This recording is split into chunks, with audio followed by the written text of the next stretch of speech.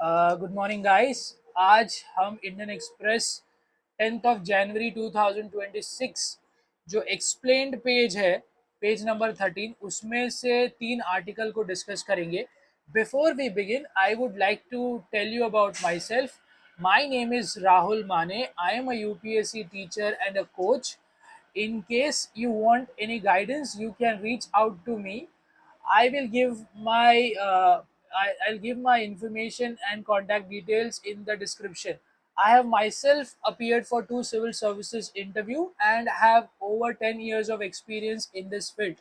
Now coming back to the articles of discussion. So जो पहला article है वो है बियॉन्ड इकोनॉमी. ये beyond economy, Iran stir reflects rage against regime. तो ये जो आर्टिकल है ये बशीर अली अब्बास ने लिखा है, और इस आर्टिकल में इन्होंने मेंशन किया है कि कैसे ईरान में जो करंट इकोनॉमिक क्राइसिस है इसकी वजह से काफ़ी बड़े प्रॉब्लम्स भी आ सकते हैं और रिजीम चेंज भी हो सकता है. तो इस आर्टिकल की जो बिगिनिंग है उसमें इन्होंने बताया है कि कैसे आज एक $1 लेने के लिए 1.48 मिलियन, मतलब करीबन 15 लाख रियाल देने के बाद $1 आ रहा है. इसको अगर अपन इंडिया से कंपेयर करेंगे तो हमारे इंडिया में 90 रुपीज टू $1 हो गया था, तभी कितना हाहाकार मच गया था. तो you have to understand in context of what might be happening in Iran. तो ईरान में क्या ही हो रहा होगा वहाँ पे. जो मर्चेंट्स है, जो ट्रेडर्स है, बाजार प्रोटेस्ट करके, जो बाजार है वहाँ पे प्रोटेस्ट चालू हो गए ईरान में. ये जो न्यूज़ है वो काफ़ी इम्पॉर्टेंट है GS3 के परस्पेक्टिव से, because UPSC India and its neighbourhood relation also are very important for your UPSC studies. तो coming back to the topic, तो ये जो प्रोटेस्ट हो रहे हैं, ये इस बार जो प्रोटेस्ट चालू हुए हैं वो इकोनॉमिक वजह से हुए हैं, ऐसा ऑथर का कहना है. और जो प्रीवियसली भी प्रोटेस्ट हुए हैं, जो 2022-23 में जो हिजाब प्रोटेस्ट हुआ था, क्योंकि मासा अमीनी करके एक ईरानियन लड़की थी, as far as I remember, उसकी मौत हो गई थी, जिसकी वजह से प्रोटेस्ट शुरू हुए थे 2002, 22 एंड 23 के बीच में. तो वो प्रोटेस्ट भी काफ़ी वाइड स्प्रेड थे और वो प्रोटेस्ट को दबाया गया था. तो ऑथर का ये कहना है कि वो सोशल इश्यूज से निकला हुआ प्रोटेस्ट था. ये इकोनॉमिक इश्यूज से जो अभी हो रहा है वो इकोनॉमिक इश्यूज से निकला हुआ प्रोटेस्ट है, which can culminate into something like a regime change also. पर इसमें एक और चीज जो ऑथर ने मेंशन की है वो है 2009 का पॉलिटिकल प्रोटेस्ट. जो पॉलिटिकल प्रोटेस्ट था 2009 का, वो जो प्रेसिडेंशियल कैंडिडेट थे, उनका नाम यहाँ पे इस आर्टिकल में तो लिखा नहीं है, but as far as I remember 2009 में मौसवी करके एक प्रेसिडेंशियल कैंडिडेट थे.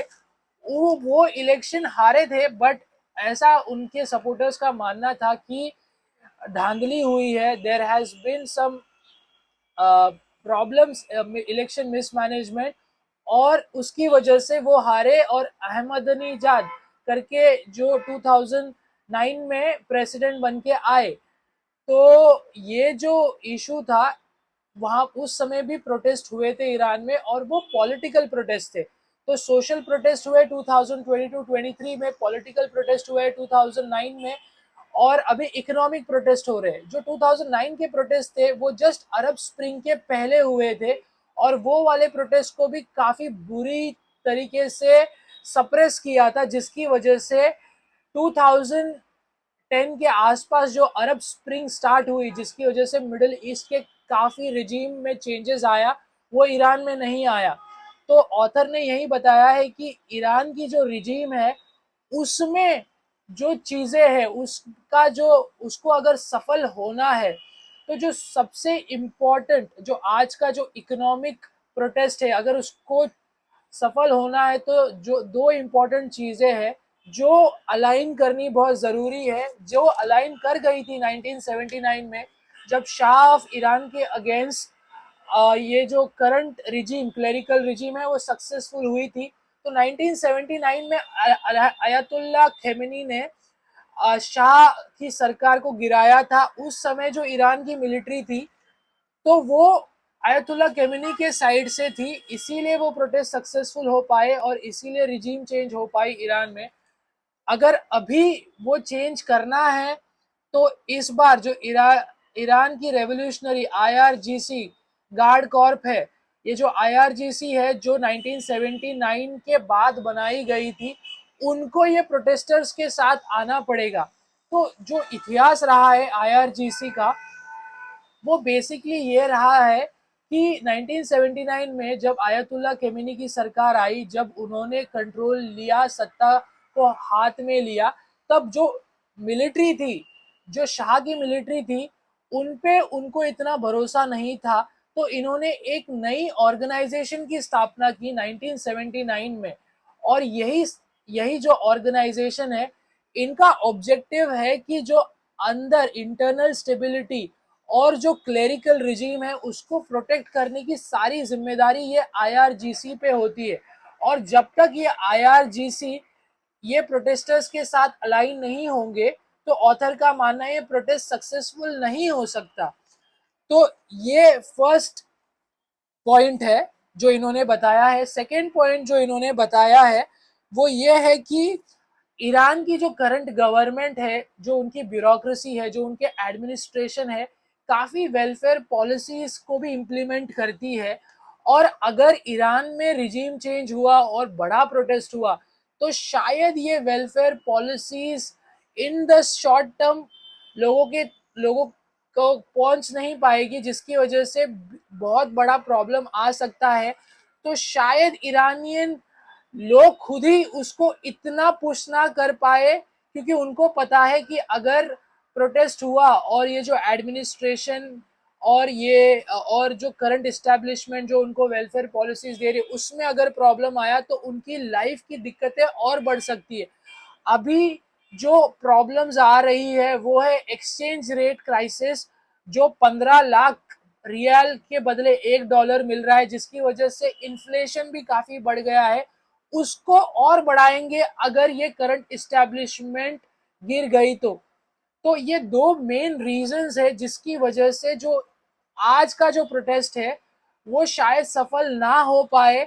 और पहले के भी जो प्रोटेस्ट रहे हैं वो आईआरजीसी ने उसको सप्रेस किया है। तो ईरान में सोशल प्रोटेस्ट हुए हैं, पॉलिटिकल प्रोटेस्ट हुए हैं 2009 में, और अभी जो देखा जा रहा है वो इकोनॉमिक प्रोटेस्ट है। 2 दिन पहले भी इस पे आर्टिकल आया था, तो उस आर्टिकल में लिखा था कि जो अभी का प्रोटेस्ट है, ये जो नए ईरानियंस है, जो 1997 जिसको हम जनरेशन जी बोलते हैं, ये बॉर्न होने ये जो लोग हैं, ये काफ़ी तादाद में ये प्रोटेस्ट में हिस्सा ले रहे हैं। ये सोशल मीडिया यूज़ करते हैं, ये गूगल को यूज़ करते हैं, जो इन्फॉर्मेशन इनको मिलती है वो बेसिकली वो वेस्टर्न हेमिस्फीयर से आती है। और वेस्टर्न हेमिस्फीयर में जो रूल ऑफ लॉ, जो डेमोक्रेसी, जो लिबर्टी, ये सारे आइडियाज़ को वो स्प्रेड करते हैं। और ये आइडियाज़ समवेयर ये नए जनरेशन ने ली है, जो और इसकी वजह से प्रोबेबली ये लोग अभी काफ़ी तादाद पे रोड पे आए हैं।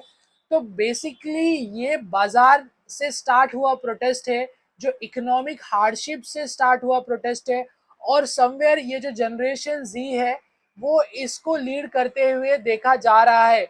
और इसीलिए ट्रंप ने भी बोला है कि अगर आप प्रोटेस्टर्स को मारोगे तो हम आएंगे उनकी मदद करने के लिए।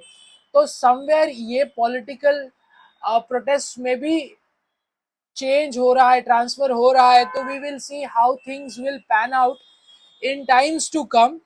तो बेसिकली एक और चीज है जो ऑथर ने हाईलाइट की है यहाँ पे, वो है कि जो करंट अली खेमनी है, तो 1979 में प्रोटेस्ट हुआ था। 1989 में जो सुप्रीम लीडर थे वो चेंज कर दिए गए थे, क्योंकि जो आयतुल्ला खेमनी थे उनकी डेथ हो गई थी 1989 में। तो जो सेकेंड सुप्रीम लीडर है 1989 से, जो प्रेजेंट लीडर भी है, वो 1989 से रूल कर रहे हैं और उनकी हेल्थ भी अभी काफ़ी ख़राब है। तो सुप्रीम लीडर को भी चेंज करना पड़ेगा और उसके लिए प्रोसेस चालू है। तो ये देखना पड़ेगा कि अभी जो रिजीम चेंज होगी वो कैसी होगी, क्योंकि आपको ये पता होना चाहिए कि जो सुप्रीम लीडर की पोजीशन है वो काफ़ी इम्पोर्टेंट है ईरान में।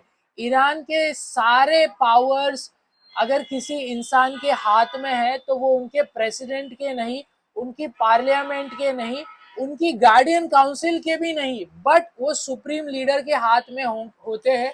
और इसीलिए अभी देखना पड़ेगा कि सुप्रीम लीडर को कैसे चेंज किया जाता है after this supreme leader dies और is so ill that he can not take any major decisions.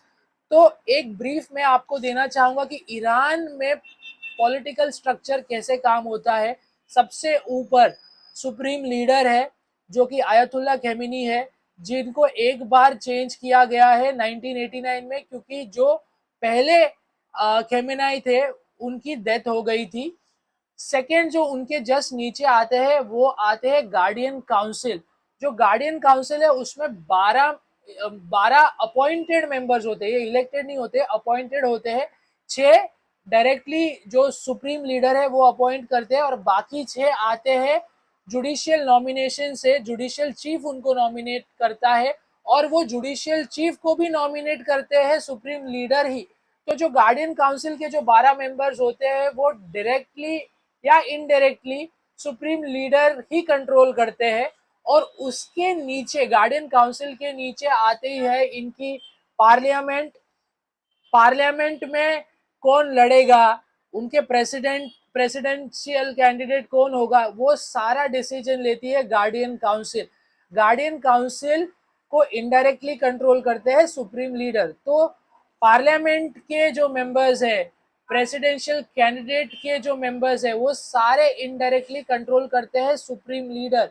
तो सुप्रीम लीडर सबसे पावरफुल इंस्टीट्यूशन है ईरान में। उसके नीचे है गार्डियन काउंसिल, उसके नीचे आती है उनकी इंटीरियर मिनिस्ट्री और प्रेसिडेंट, और उसके नीचे आता है पार्लियामेंट। तो पार्लियामेंट और प्रेसिडेंट के इलेक्शंस 2024 में हुए हैं और सुप्रीम लीडर के कोई इलेक्शंस नहीं होते और गार्डियन काउंसिल को डायरेक्टली नॉमिनेट किया जाता है। ये मैं एक्स्ट्रा इन्फॉर्मेशन आपको बता रहा हूँ क्योंकि ये काफ़ी इंपॉर्टेंट है। ईरान का पॉलिटिकल स्ट्रक्चर समझे बिना आपको जो वहाँ हर 2-4 साल में प्रोटेस्ट आते हैं उसको समझने में दिक्कत होगी, इसीलिए मैंने इसको ब्रीफ आपको दिया है। तो ये जो आर्टिकल था इंडियन एक्सप्रेस में, beyond economy Iran stir reflects rage against regime, शायद आपको इसके बारे में लिटिल क्लैरिटी आई होगी। तो आपका अभी काम है कि अभी आपको जाके ये आर्टिकल दोबारा पढ़ना है, फिर उसकी जो अंडरस्टैंडिंग होगी वो काफ़ी अच्छी होगी ये डिस्कशन सुनने के बाद। अब जो दूसरा आर्टिकल हम डिस्कस करने वाले हैं वो है US firms don't have much apatite for big Venezuela investment. ये आर्टिकल लिखा है अजय सिंह जी ने, जो शिपिंग इंडस्ट्री के एग्जीक्यूटिव है एंड काफ़ी नॉलेज रखते हैं शिपिंग इंडस्ट्री के बारे में। और ये जो आर्टिकल है इसमें इन्होंने बताया है कि जो ऑयल इंडस्ट्री है, यूएस की ऑयल इंडस्ट्री है, वो शायद इतनी एनकरेज ना फील कर पाए वेनेजुएला में जाके इन्वेस्टमेंट करने के लिए, बिकॉज जो हिस्ट्री रही है वेनेजुएला की और जो उनका एक्सपीरियंस रहा है वेनेजुएला के ऑयल रिजर्व्स में इन्वेस्ट करने का, वो इतना अच्छा नहीं रहा है। उन्होंने एग्जाम्पल्स दिए हैं कि कैसे 1960s में जब ओपेक की स्थापना हुई थी तब वेनेजुएला ने उसमें लीड लिया था और उस समय भी जो काफ़ी टर्म्स थे जो ऑयल कंपनीज को दिए गए थे वो उन्होंने चेंज कर दिए और वहाँ उस समय नेशनलाइज कर दिया। 1960s-70s में वेनेजुएला में और मिडिल ईस्टर्न कंट्रीज में बिकॉज ऑफ जियोपॉलिटिकल रीजंस उनकी ऑयल इंडस्ट्री को नेशनलाइज कर दिया और काफ़ी सारी जो ये कंपनीज थी उनको नुकसान झेलना पड़ा। फिर धीरे धीरे जब 1990s आते आते उन्होंने देखा कि जो हमारी गवर्नमेंट कंपनीज है उन्होंने प्रोडक्शन को तो इतना नहीं बढ़ाया है और जिसकी वजह से प्रोडक्शन शॉर्टेज हो रही है। उसके बाद वेनेजुला की गवर्नमेंट ने वापस इन कंपनीज को बुलाया, जैसे एक्सॉन, कॉनोको, इनको वापस बुलाया और 1990s में इन्होंने वापस अपने ऑपरेशंस रिस्टार्ट करे। फिर 2007 में जाके यूगो चावेज जो प्रेसिडेंट बने, उन्होंने वापस इन अरेंजमेंट को चेंज किया, जिसकी वजह से इनको लॉस हुआ। तो उस समय 10 बिलियन डॉलर का जो यूएस कंपनीज ने इनके ऊपर कोर्ट केस किया है, इंटरनेशनल आर्बिट्रेशन कोर्ट में ये केसेस चल रहे हैं। और 10 बिलियन डॉलर्स जो है वो it is not a small amount.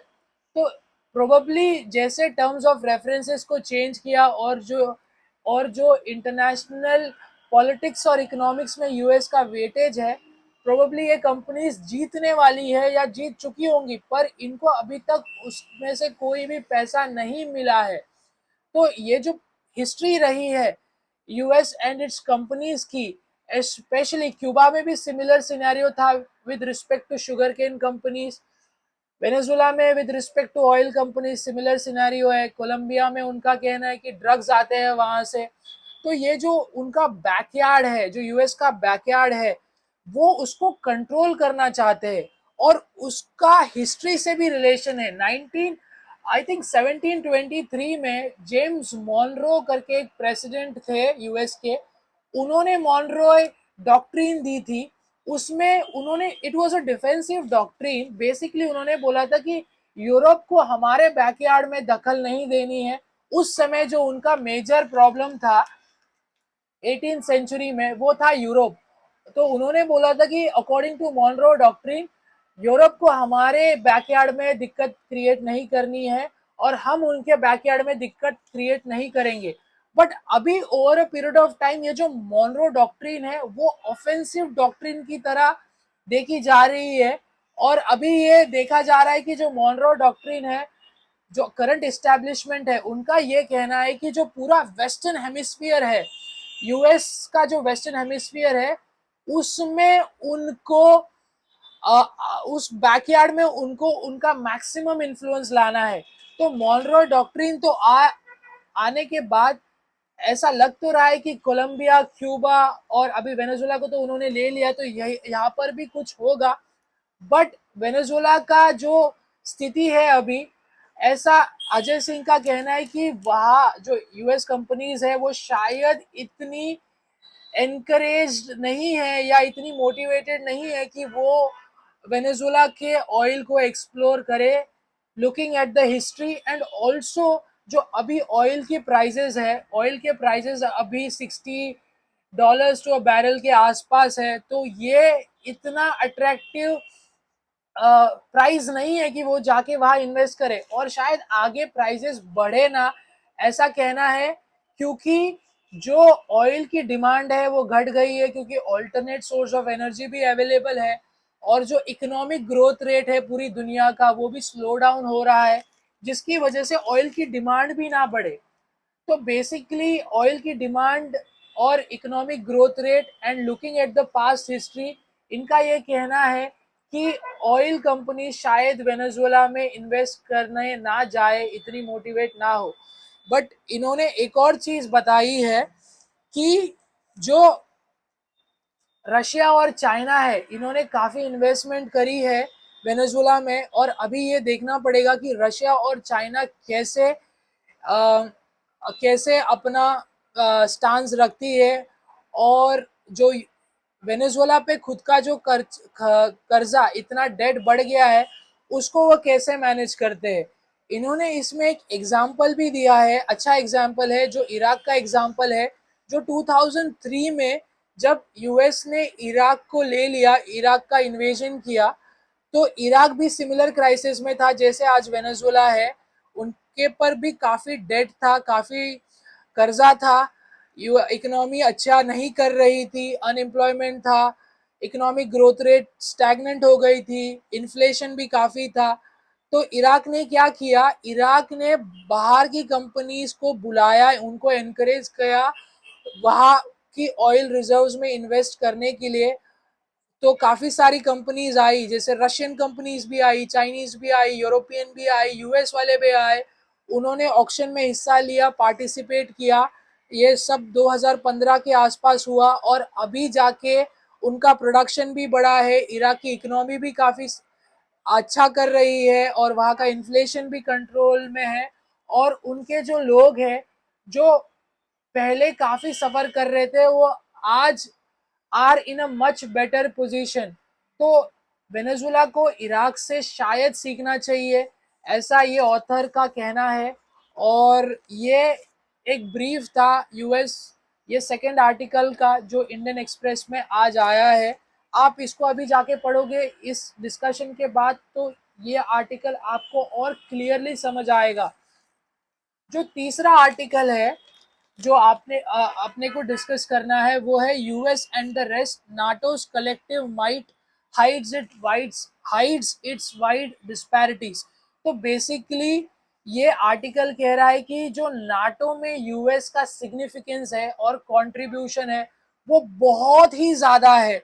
ये आर्टिकल उदित मिश्रा जी ने लिखा है और इसमें उन्होंने काफ़ी अच्छे से डेटा प्रेजेंट किया है। तो उनका ये कहना है कि जो यूएस की जीडीपी है, आज वो यूएस की जीडीपी करीबन 30 ट्रिलियन की है। नाटो में टोटल 32 मेंबर्स है। ये total NATO members are around 32। The organisation was formed in 1949। Organisation NATO की स्थापना हुई थी 1949 पे। उसके पीछे तीन मेजर रीजंस है। Before I come to the figures, जो नाटो है उसकी स्थापना हुई थी 1949 और थ्री मेजर रीजन थे। वन, कि सोवियत जो यूएसएसआर था उस टाइम, उसको उसका एक्सपांशन रोकना towards western Europe and northern America. Second जो था उसका ये ऑब्जेक्टिव था कि जो यूरोप में मिलिटरिज्म बढ़ रही थी, कि हर कंट्री अपनी मिलिट्री को बढ़ा रही थी, राष्ट्रवाद बढ़ रहा था जिसकी वजह से वर्ल्ड वॉर 1 और वर्ल्ड वॉर 2 हुआ, उसको रोकना। और तीसरा मेजर रीजन था कि जो यूरोप का पॉलिटिकल इंटीग्रेशन, यूरोपियन यूनियन की स्थापना तब हुई नहीं थी, होने वाली थी, तो यूरोपियन यूनियन का पॉलिटिकल इंटीग्रेशन करना, ये तीसरा मेजर रीजन था। जो नाटो की स्थापना हुई थी वो तीन मेजर कारणों से हुई थी। One is to stop Soviet expansion, another one is to stop Europe's militarisation and third is for political integration of Europe. तो ऑथर ने बताया है कि जो नाटो 1949 में फॉर्म हुआ था, अभी अभी जो ऑर्गेनाइजेशन बनी है, यूएस बिंदास नाटो मेंबर्स को ही धमकी देता है। जैसे Denmark is also NATO member और वो बोल रहे हैं कि डेनमार्क की जो टेरिटरी है ग्रीनलैंड, उसको हम ले लेंगे। और ये वो कर पा रहा है क्योंकि नाटो में जो मेजर कंट्रीब्यूशन है, भले वो भले वो डिफेंस स्पेंडिंग का हो, पर्सनल का हो या इकोनॉमिक माइट हो, वो सबसे ज़्यादा यूएस की है, जिसकी वजह से वो बाकी 31 मेंबर, बाकी 31 मेंबर्स को आंखें दिखा सकता है, जो कि वो आज दिखा रहा है। तो इन्होंने कुछ नंबर्स दिए हैं कि यूएस का जो कंट्रीब्यूशन है और यूएस की जो स्थिति है नाटो में, वो कितनी डोमिनेंट है। तो सबसे पहले इन्होंने कहा है, इन्होंने बताया है कि जो जीडीपी है बाकी नाटो कंट्रीज की, 31 नाटो कंट्रीज की, वो रफली 26 ट्रिलियन है, बल्कि यूएस अकेले की 30 ट्रिलियन है। तो 31 कंट्रीज मिला के भी यूएस की इकोनॉमी का बराबरी नहीं कर सकती। दूसरा, जो जीडीपी पर कैपिटा है, जीडीपी पर कैपिटा मतलब हर इंसान कितना कमाता है। अगर यूएस में देखा जाए तो हर इंसान करीबन $76,000 कमाता है अकॉर्डिंग टू दिस आर्टिकल। और जो नाटो कंट्रीज है, रेस्ट ऑफ नाटो का एवरेज आता है $38,000। तो जीडीपी पर कैपिटा में भी यूएस काफी आगे है।